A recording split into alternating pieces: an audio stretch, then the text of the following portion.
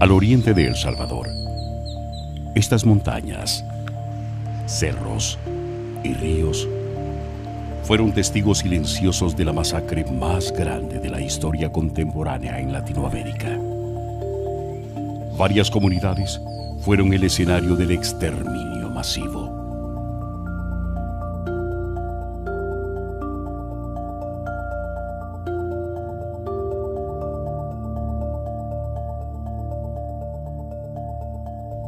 En 1981, a partir del 9 de diciembre, en el departamento de Morazán, en los poblados de El Mozote, La Joya, Cerro Pando, Jocote Amarillo, Ranchería, Arambala, Cerro Ortiz y Toriles, se llevó a cabo el genocidio de casi 1000 personas, en su mayoría niños y niñas.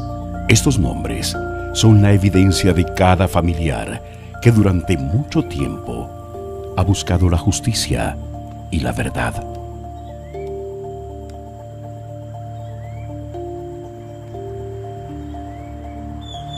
El Mozote nunca más.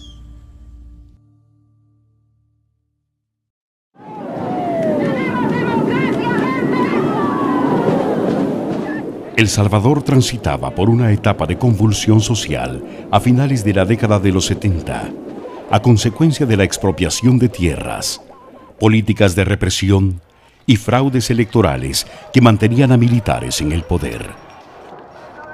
Todo esto dio impulso al movimiento popular que en enero de 1980 se concentró en la protesta más grande de la historia del país. El arzobispo de San Salvador, Monseñor Óscar Arnulfo Romero, señaló cada asesinato de los sacerdotes y condenó la violencia que se ejerció en esa época. Quiero hacer un llamamiento a todos los sectores del país para que evitemos el tener que llegar a una guerra civil y de todos modos logremos en nuestro país una auténtica justicia.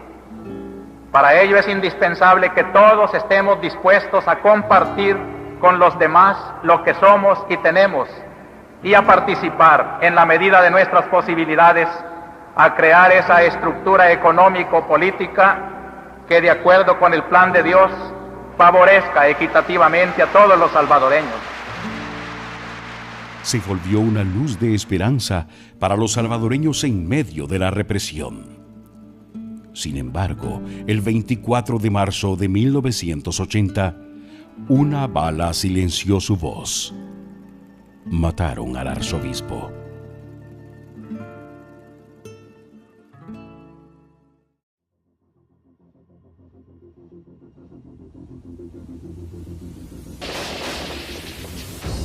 Iniciada la guerra civil durante los años 1980 y 1981, la Fuerza Armada de El Salvador no solo combatió contra la guerrilla del FMLN, sino que también incrementó la represión contra la población civil.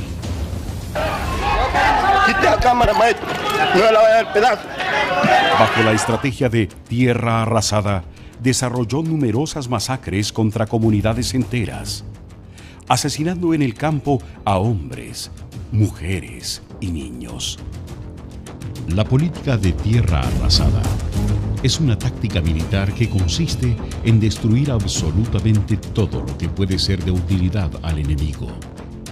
Por ejemplo, cultivos, animales comestibles, viviendas y la vida misma de las personas.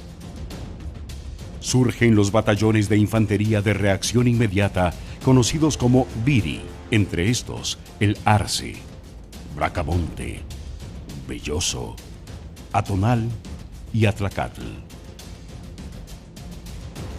Los batallones de infantería de reacción inmediata, BIRI, eran batallones especializados en tácticas de exterminio masivo.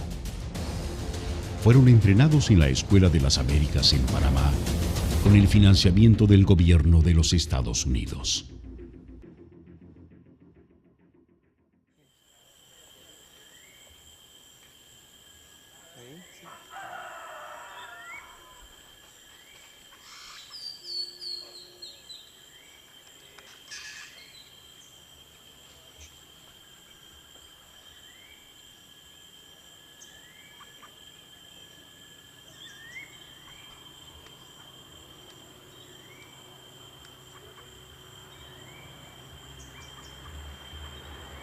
Por ejemplo, yo no sabía por qué hacían eso, porque yo en ese entonces tenía 36 años. Yo iba a decir que iba a venir unos operativos, que a uno le decían tierra arrasada, otro que operativo de exterminio, salía por el radio, pero uno no creía lo que iba a pasar.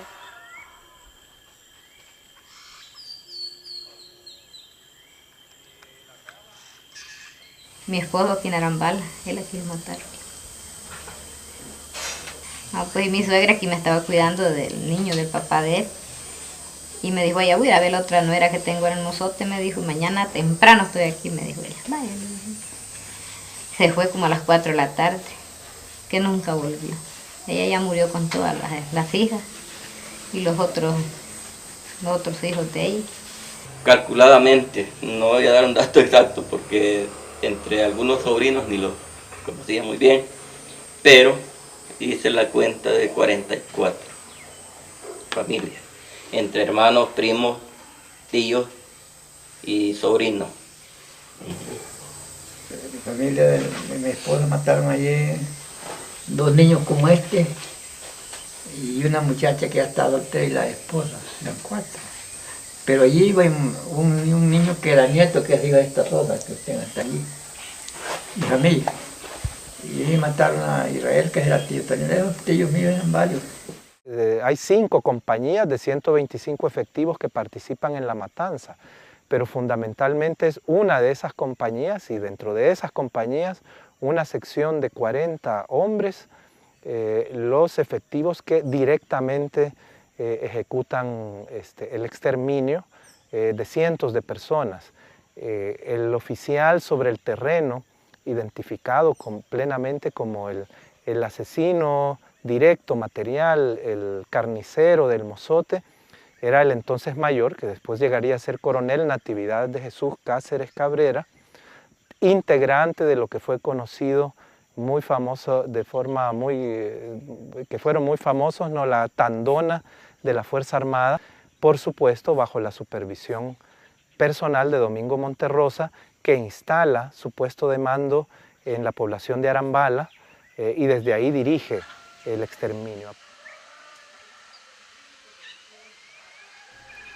Pocos días de haber ocurrido el genocidio, incursionó en la zona un equipo de periodistas pertenecientes a la guerrillera Radio Venceremos, quienes recabaron datos y fotografías de lo ocurrido.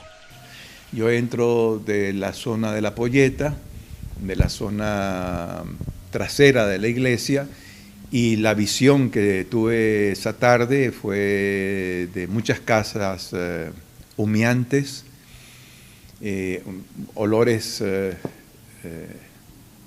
de personas en descomposición muy fuerte, y recuerdo que la primera escena que encuentro es la iglesia. Entro a la iglesia, tomo fotografías, donde encuentro bancas caídas, escapularios, documentos de identificación y restos humanos. Cuando regresamos pasamos por el mozote y se veía un pueblo totalmente destruido, se sentía todavía olor a muerte y algunos cadáveres que no estaban de todo enterrados. Una cosa terrible, terrible. Se miraba las grandes humazones y se sentía como que estaban asando carne aquellas grandes humazones. El zumo a la muerte se sentía lejos, como a 200 metros, se sentía que era fuerte. Pues. Y logramos pasar ahí, logramos ver algunos cuerpos, algunos que los habían puesto fuego ahí por el mar, que habían unos huesos ahí llamados, pues que les habían puesto fuego. Entonces muchos que se veía así que iban buscando una vaguada, que iban corriéndose, y ahí habían muerto. Cuando yo llego donde vivía mi hermano, ya los huesos estaban en una quebradita porque los cúteres los habían bajado por ahí los comiendo y ahí estaba una sola maleta de huesos de los hijos de mi hermano, la esposa y él, menos los que eran de familias de Toño, porque él sí los logró enterrar. En la noche fue a sacarlos y los enterró. Pero estos mataban con lujo de barbarie, con una preparación bárbara que les habían dado y que para ellos eso era valentía. Eso era una ferocidad, esa era una valentía para ellos. Qué doctrina más bárbara le metían a estos batallones. Radio Venceremos había denunciado permanentemente la masacre, pues toda esa política de la administración Reagan, haciéndole creer al mundo que eran inventos de la radio. Toda esta situación tuvo un corte cuando penetran a Morazán Susan Meiselas, Raymond Bonner del New York Times. El 27 de enero de 1982 se publicó la noticia de la masacre de El Mozote en los periódicos The New York Times y The Washington Post. Los medios nacionales se limitaron a informar sobre el operativo realizado por la Fuerza Armada. Y pues ellos toman fotografías, Raymond Bonner publica en el New York Times, y allí es cuando el mundo comienza a dudar de la versión de la administración Reagan de que el Mozote no había sucedido.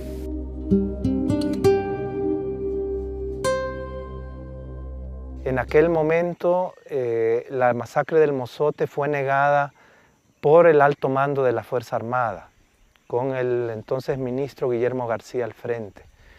Fue negada por el presidente Duarte y su junta de gobierno. Fue negada por la Embajada de los Estados Unidos en El Salvador.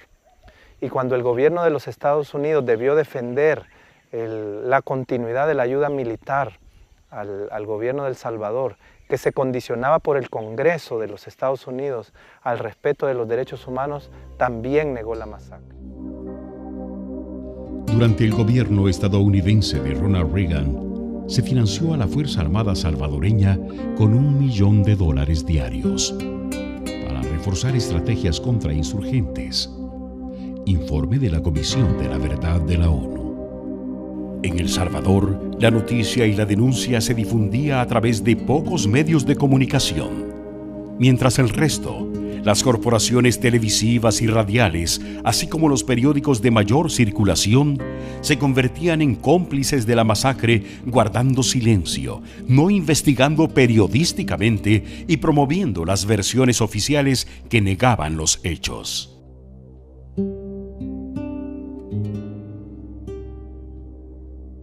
Porque yo tomé fotografías en el Mozote donde habían inscripciones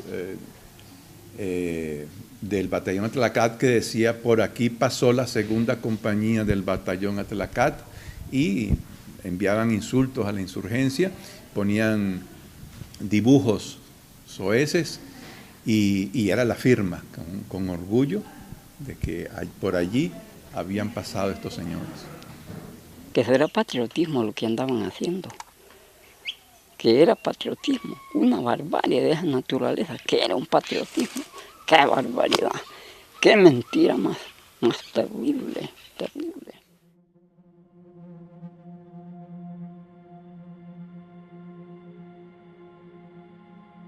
Ante este silencio y complicidad, la voz de la sobreviviente Rufina Amaya se convirtió en la voz de las víctimas de la masacre.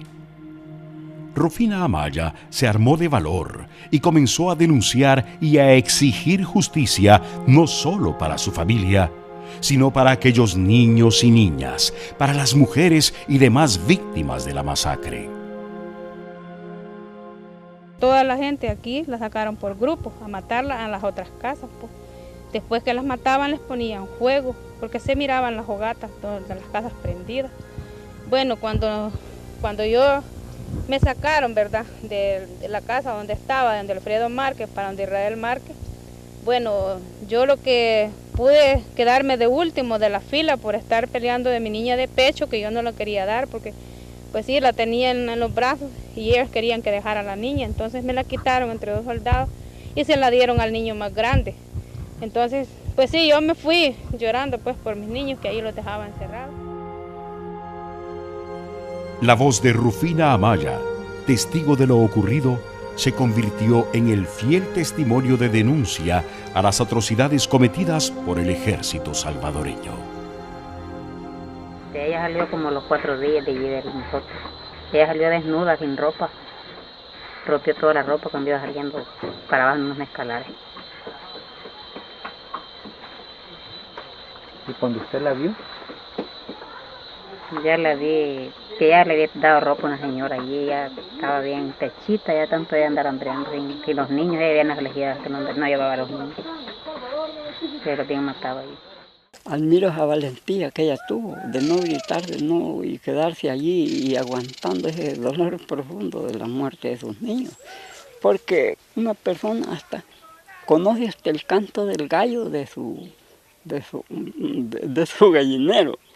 Conoce hasta el cacarear de las gallinas, de uno las conoce. Ahora el ladrido de un perro. Y entonces ella, ¿cómo no iba a conocer los gritos de sus niños? Los conocía. Eso. Yo llego a una conclusión real de que ella oyó los lamentos de sus niños. Les conocía la voz, los gritos.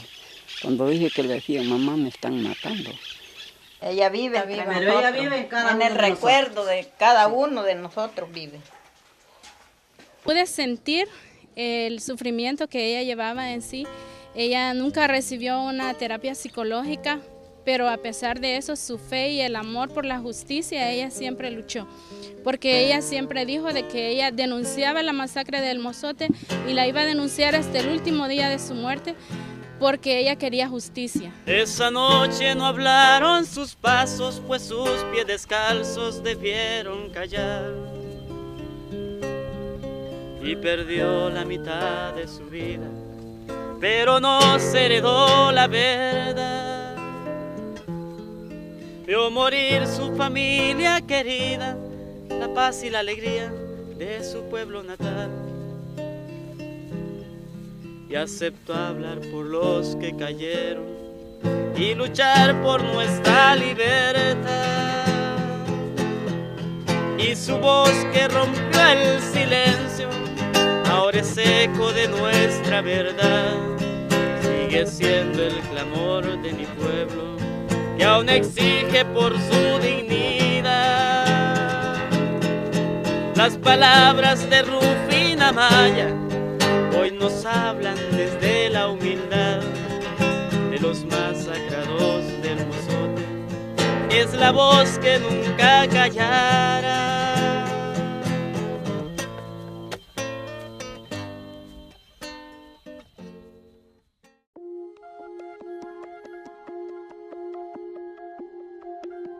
El registro oficial, elaborado por el gobierno de El Salvador, reconoce que en la masacre de El Mozote y lugares aledaños, el batallón Atlacatl ejecutó a 986 personas, de las cuales 479 eran mujeres amas de casa, ancianas, adolescentes, niñas. 12 de estas mujeres estaban embarazadas. Y lo primero que hicieron fue sacar a las mujeres más jóvenes de un año para arriba, de un niño para arriba, y las muchachas pues se las llevaron y esas ya no regresaron a donde nosotros estábamos, pues, porque todo el grupo que iban sacando no regresaba. Entonces podíamos ver que toda la gente aquí la sacaron por grupos a matarla a las otras casas, pues. Después que las mataban les ponían fuego, porque se miraban las hogatas de las casas prendidas. A todas las mujeres las formaron allí y los hombres aparte.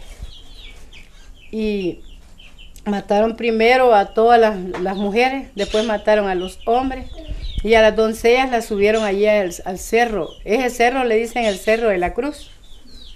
Allí mataron a las doncellas. Pero acá es donde cayó la bomba. Y acá es donde estaba la casa. Y acá es donde dicen que mataron a las mujeres, aquí es donde Y eso hicieron las exhumaciones, hallaron restos bastante. Por la cantidad de mujeres asesinadas, esta masacre podría considerarse una agresión directa contra la mujer. Era una constante que los miembros del ejército salvadoreño violaran a mujeres que encontraban a su paso durante los operativos militares.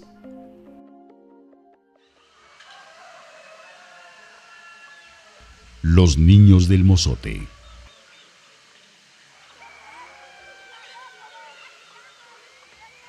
En la masacre de El Mozote y lugares aledaños, las víctimas también fueron niños y niñas. 64 eran menores entre 13 y 18 años. 228 eran niños entre 6 y 12 años. 254 eran niños entre 0 y 5 años.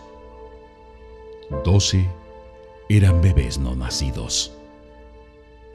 En total, de las casi 1000 personas asesinadas, 558 eran niños y niñas, más de la mitad de las víctimas.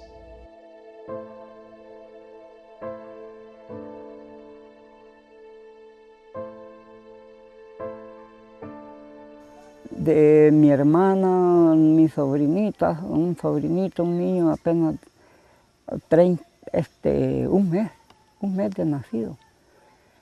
Y tenía otra niña pequeñita, bien bonita, la niña, esta pelito amarillo, como que era media gringuita. Ahí la mataron, tenía como unos 5 años. Ahí está mi suegra y las 2 niñas son hijas de ella, mi cuñada. Una de las niñas tenía 18 meses. Vino medicina legal y se llevaron los cuerpos para verificar si en realidad era la familia que estaba allí masacrada. Aquí hay 15 cuerpos. Todo es una sola familia. Familia de apellido Márquez García. Aquí tengo el vestido de la niña de 18 meses. El vestido y un gorro, que fue lo que encontramos allí cuando estábamos escarbando para hacer la casa. Y este vestido ha puesto en un cuadro, porque es importante tener algo. Para nosotros, las fotos de los abuelos, de los tíos, de todo, son importantes, pero ellos han perdido todo quemado. Entonces tenemos que recordar, ellos tienen derecho de recordar.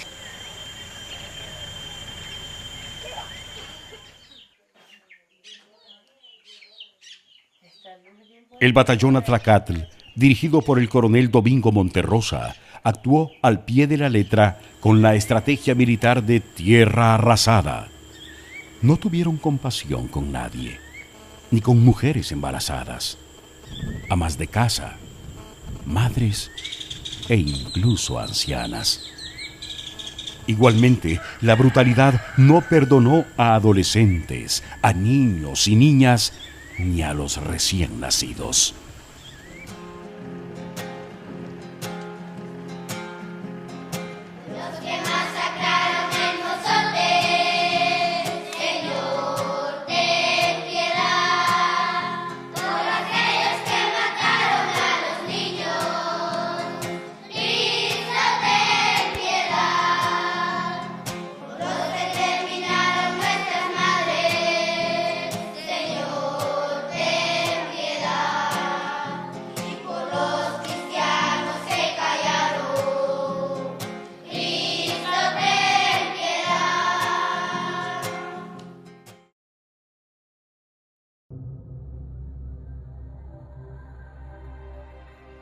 Monseñor Romero había creado la Oficina de Tutela Legal del Arzobispado, justamente para dar acompañamiento a víctimas o familiares de víctimas en su exigencia por el respeto a los derechos humanos y en la búsqueda de justicia. Esa oficina era dirigida por la doctora María Julia Hernández, quien al enterarse de lo ocurrido en El Mozote, decidió hacerse presente en la zona y comenzar a investigar el caso junto a su equipo de abogados y técnicos. La denuncia de Rufina y de los sobrevivientes permitió con mucha lucha también por la justicia que libró tutela legal las víctimas y las organizaciones del norte de Morazán, de que un tribunal de El Salvador logre documentar la masacre, permita las inspecciones y permita exhumaciones en el lugar de los hechos. Pero aquí hay que destacar un esfuerzo importante que hizo tutela legal, sí, porque ellos son los que se destacaron en andarlos buscando. Aquí no hay que darse muchos rodeos de que nosotros buscamos, los buscaron y empezamos a apoyarlos, porque aquí lo que predominaba en esos días era el miedo. De parte de instituciones estatales, nunca hubo acompañamiento a las víctimas. Por el contrario, fueron constantemente humillados y descalificados en su lucha. Algo que también ocurría con otras masacres y que se denunciaban públicamente o con casos individuales de asesinatos, torturas o desapariciones forzadas. Casos que ocurrían cotidianamente.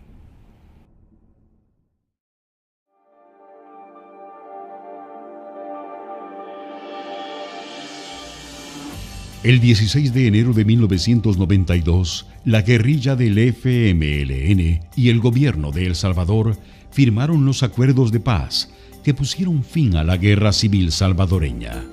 Firmada la paz y depurada la Fuerza Armada, un año más tarde, en marzo de 1993, se promulga la Ley de Amnistía que impedía la investigación de crímenes de guerra y de lesa humanidad, dejando en la impunidad a los responsables de graves violaciones a los derechos humanos. Fue por esta razón que los familiares de las víctimas de la masacre buscaron y encontraron justicia únicamente en instancias internacionales. Con el acompañamiento de tutela legal es que se recurre a las instancias internacionales como es la Corte Interamericana y la Comisión Interamericana de Derechos Humanos, quienes le dan la razón a las víctimas y condenan a El Salvador por las graves violaciones a derechos humanos, y no solo en el tema de justicia, sino que también la condena a una serie de medidas. Son medidas de tipo social, medidas de tipo económicas, que hoy por hoy ya la mayoría de víctimas están siendo beneficiadas por medio de una sentencia. Ante la sentencia de la Corte Interamericana de Derechos Humanos, el Estado salvadoreño, a través del presidente de la República, Mauricio Funes, realizó el 16 de enero de 2012 un acto de desagravio por el asesinato de más de 1 millar de personas ocurridas durante la masacre, reconociendo haber sido un operativo del ejército salvadoreño que respondía a las políticas represivas del gobierno de turno. Por esa masacre, por las aberrantes violaciones de los derechos humanos y por los abusos perpetrados, en nombre del Estado salvadoreño pido perdón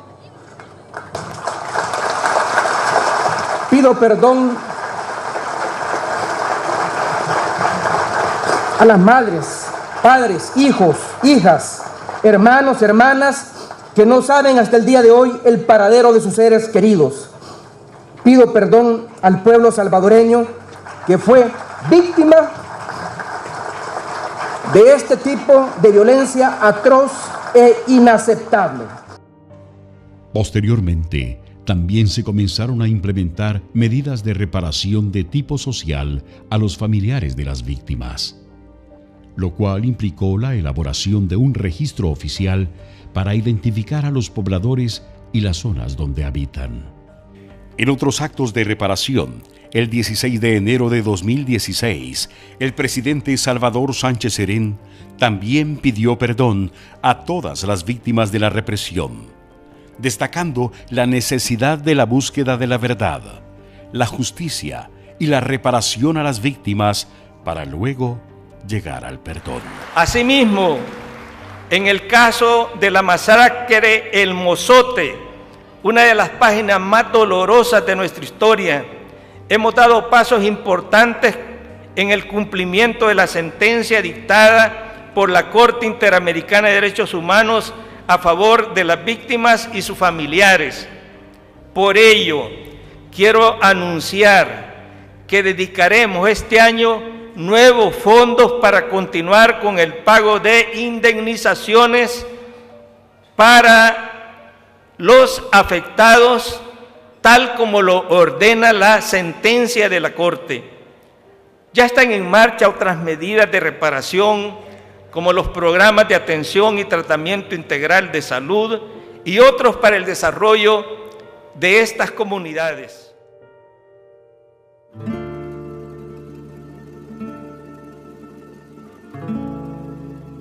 La Asociación de Víctimas de la Masacre de El Mozote, junto a sus representantes legales y el apoyo de la comunidad internacional, lograron que en 1992 se realizaran las primeras exhumaciones a cargo de uno de los equipos más especializados a nivel mundial, el equipo argentino de antropología forense.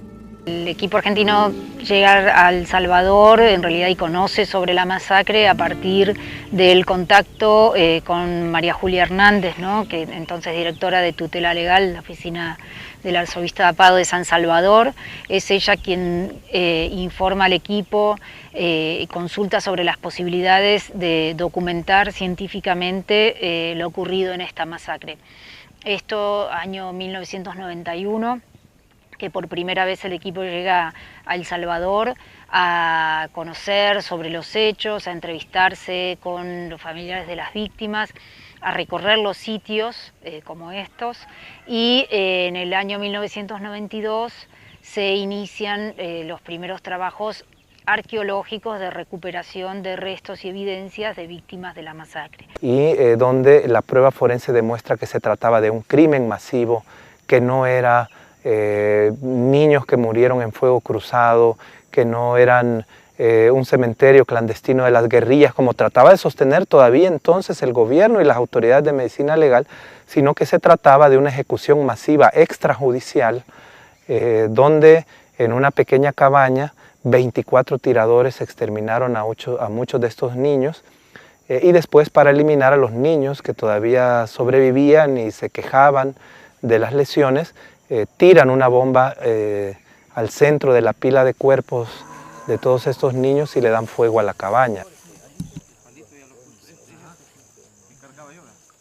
Estamos muy cerca de lo que fue el primer sitio excavado en esos años, que fue el que se documentó y que se presentó, bueno, un informe. Obviamente nuestro trabajo es justamente a partir de las técnicas de la arqueología y de la antropología, poder recuperar de forma arqueológica y técnica todos los elementos que se hallan en los sitios en donde fueron inhumadas las personas o donde quedaron sus cuerpos. Es decir, se recupera, por supuesto, ya material óseo, porque ha pasado, con el tiempo transcurrido hace que solo se encuentren restos óseos, y también elementos asociados como la vestimenta y también evidencia balística, ¿no? Que con esa evidencia muchas veces es posible también dar cuenta, justamente y viendo las lesiones, ¿no?, que hay en los restos, dar cuenta de la causa de muerte. Entonces el proceso implica el trabajo arqueológico y luego el trabajo en laboratorio para analizar toda esta evidencia que se recupera. Uno ve, bueno, las víctimas, las edades, mayoritariamente niños, como fue el caso del sitio aquí del Mozote.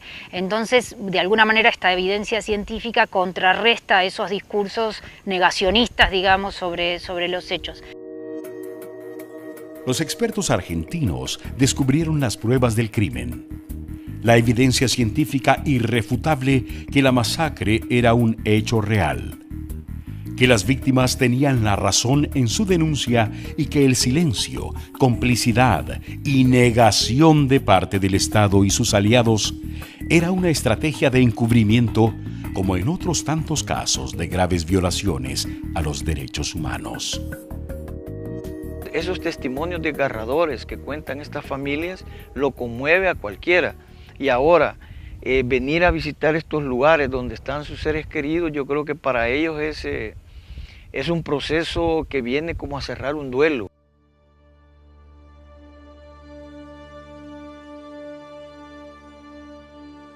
El 25 de octubre de 2012, en la sede de la Corte Interamericana de Derechos Humanos, se desarrolló la audiencia final en la cual representantes de las víctimas de El Mozote argumentaron los hechos. el mozote, estaba en mi casa. Y en ese entonces sucedió algo tan terrible, cosas de la vida que uno no quiere que pasen. Hubo un operativo tan inesperado porque siempre llegaban operativos, pero pasaban, no había nada allí. Lo que pasó allí, que entró el ejército y mató mucha gente. Entonces yo tuve que huir hacia un cerro para poder defenderme. ¿Usted sabe si alguna persona ha sido castigada por los hechos de la masacre? No, yo que no hicieron nada, pues ellos no. A nadie le escuchaban, que algunos tal vez fueron a hablar, pero no les escuchaban. Justicia es la que queremos, es la que siempre hemos pedido, porque cuando fuimos a la corte nadie pedía medidas de reparación. Yo sí les decía, pero para las personas que habían quedado solas, los lisiados, porque hay personas que sí quedaron lisiadas, no anduvieron en la guerra, pero sí quedaron porque tal vez por alguna bomba o algo así, o quedaron enfermos, sin hijos y todo eso. Sí, yo pedía, pero como siempre en la sentencia siempre vienen medidas de reparación. Pero, como le digo, hoy necesitamos apoyo de todos ustedes porque solo nosotros no vamos a poder seguir adelante. Pero la gente que no comprende, pues, piensa que es un pasatiempo, que vea que todo lo que pasó pues fue una historia y así se quedó. Pero no tiene que ser así. Porque uno como familia pues tiene sentimientos. Es su familia. Y murieron prácticamente como matar a un animal. Y aquí nadie puede pasar la página de un libro si no la ha leído. Y la tenemos que leer despacio y luego pasarla. Pero no se puede esconder debajo de la alfombra, no se puede pasar. Y las víctimas, y yo me canso de decirlo, ¿no? Ellas siempre dicen, ¿y qué se va a abrir si nunca se ha cerrado, ¿no? Y eso es así, porque hablando con las víctimas del mozote, casi todas, no hay día que no recuerden lo que pasó. Todavía hay militares que dicen que esto no sucedió.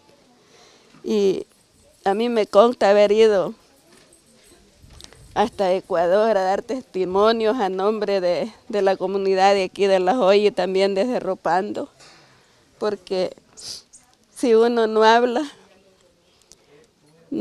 esto queda impune. Y yo lo que pido es la justicia de Dios para estos señores, que hay unos que están capturados y dicen que son inocentes. Dios lo sabe. Dios lo sabe que no son inocentes.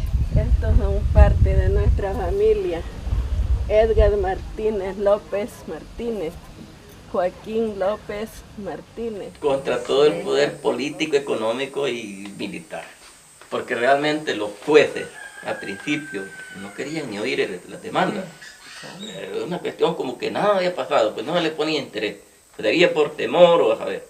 Rogelio dijo una palabra ahí, que han salido de los escondites. Y es verdad, porque la verdad es que el escondite era el temor que se tenía a hablar y a decir la verdad. Porque la gente estaba realmente sin ánimo para hacer esa lucha.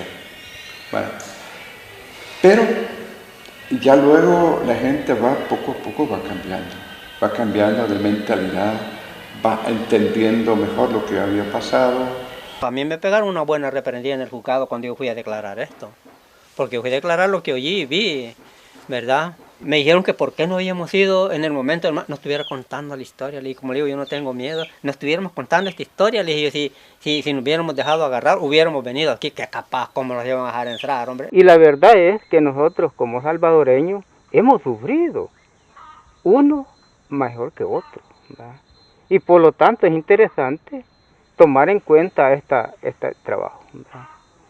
Que el gobierno se sienta capaz, donde ya hubo un pequeño paso, ¿verdad? Pero en cuanto de justicia, no hay nada.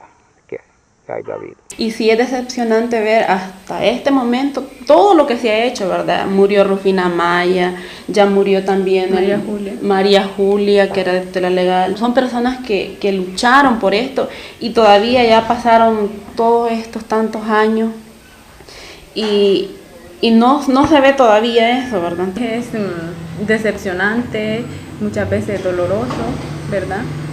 Que haya esa búsqueda y de repente hayan obstáculos, hayan gente que quiera siempre ocultar la verdad.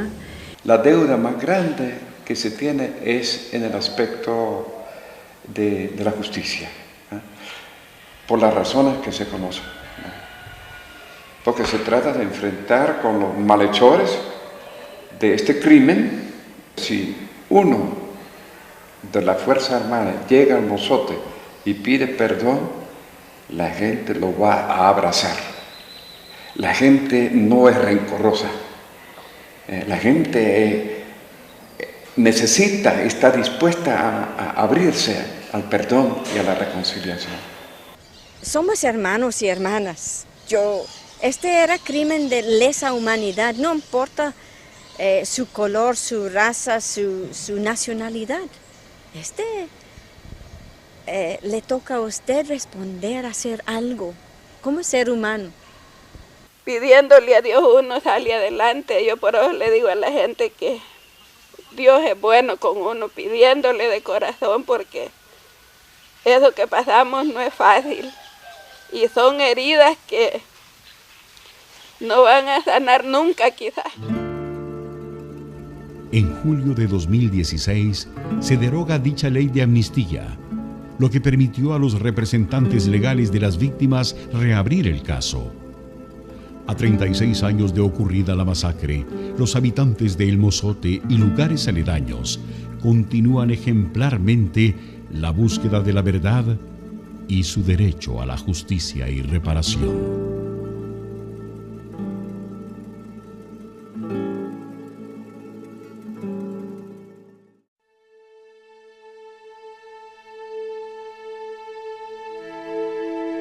La lucha de estas comunidades por alcanzar la justicia, aún en contra de todas las barreras oficiales, es un ejemplo de humanidad en contra de las estructuras de poder que protegen a los hechores de graves violaciones a los derechos humanos. Las víctimas queremos seguir luchando para que esto llegue a esclarecerse, porque siempre ha habido personas que están atacando a las víctimas, que no quieren que hablemos la verdad. Nosotros no estamos inventando, es la verdad que sucedió acá. Asesinaron tantos niños, mujeres embarazadas, aún mi hermanita que estaba en su último mes de embarazo, mis padres y tantas personas de mi familia y mis cuñados, mis cuñadas, una que estaba unos 2 días de haber dado a luz, otra embarazada, y esta desgracia que sucedió aquí no se la deseo a nadie. Yo les digo que hay que hablar, porque si no hablamos las víctimas van a hablar las piedras, como dice la Sagrada Escritura. La consolidación de la paz es un proceso, y al caminar esta ruta pacífica debemos tomar el tiempo de oír las voces que exigen verdad, justicia y reparación.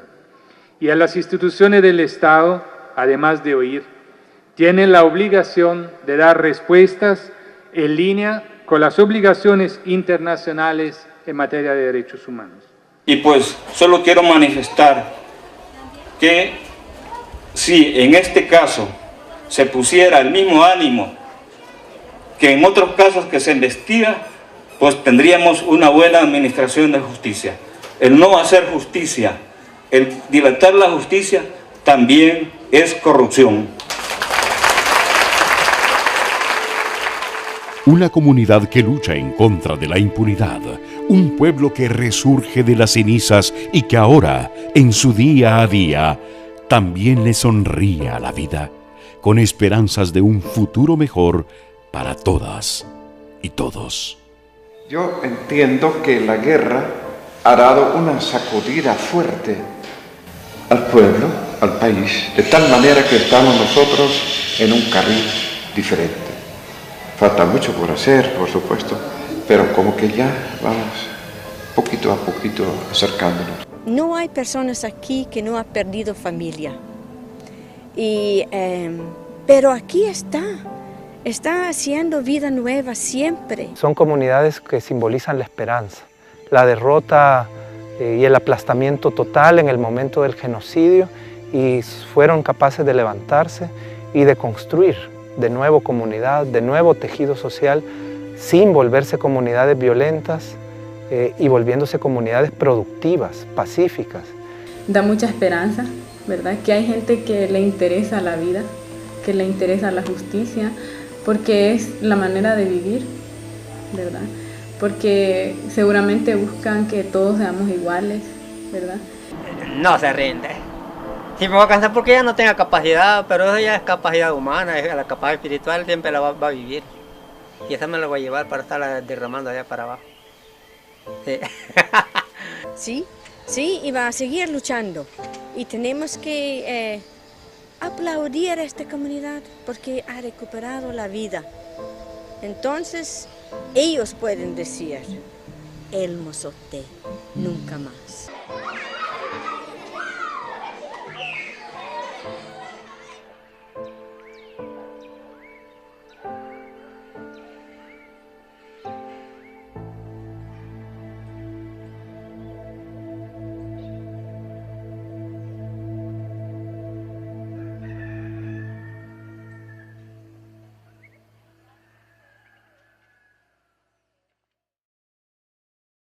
Voy a hablar de mi pueblo, te voy a contar del Mozote, de tanto tiempo su historia se ocultó y su terrible masacre se negó. Para que esto siguiera más adelante, tuvimos que trabajar muy duro, luchar para que pudiéramos conseguir justicia, tuvimos que salir fuera de nuestro país para que hubiera una sentencia. Fueron las Fuerzas Armadas del batallón Atlacán, comandados por Monterrosa y el capitán Salazar. Mire, aquí por el hecho que yo me di cuenta es Monterrosa, porque fue el que dio la orden para que sucediera todo esto aquí. Pero mire, como dije, Dios tarde pero no olvida, porque es lo que quería hacer más justicia. Él aquí quedó también en la zona. Llegaron un 10 de diciembre, cuando el sol ya se iba a dormir, engañaron a toda la gente, que nadie iba a morir. Fue un viernes 11 de diciembre, que sacaron la gente a la plaza, torturaron a los hombres, acusándoles de guerrilleros. Óigame mi comandante, ¿qué es lo que estamos haciendo? Le quitamos al pez el agua, pa' que mueran los guerrilleros.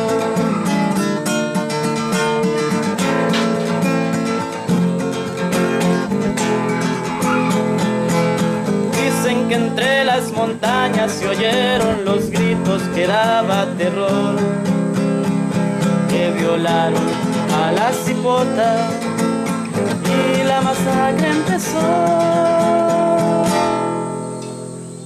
Nuestro caserío El Mozote, en el jardín de los niños inocentes se dio la primera exhumación, donde nos dimos cuenta cuántos niños fueron asesinados sin saber por qué. No conocían armas, no conocían fusiles, no conocían ni siquiera que un cuchillo, una navaja, y no conocían armas, mucho menos juguetes, y los únicos que les dieron fueron balas. Mataron a todos los hombres sin ninguna compasión. Las mujeres, ancianos y niños, solo Rufina vivió. El 27 de enero en el Washington Post se publicó la verdad. Mataron a 1000 campesinos al norte de Morazán. Te voy a hablar de mi pueblo, te voy a contar del mozote, que tanto tiempo su historia se ocultó, y su terrible masacre se negó.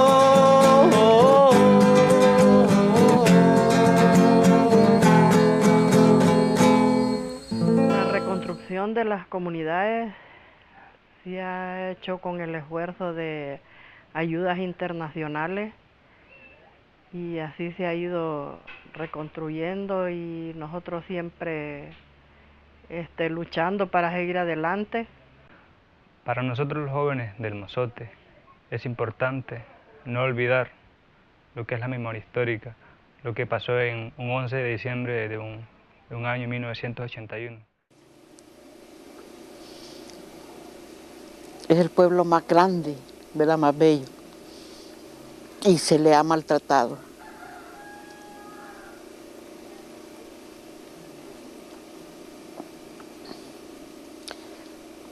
Ya es tiempo que se le deje vivir en paz.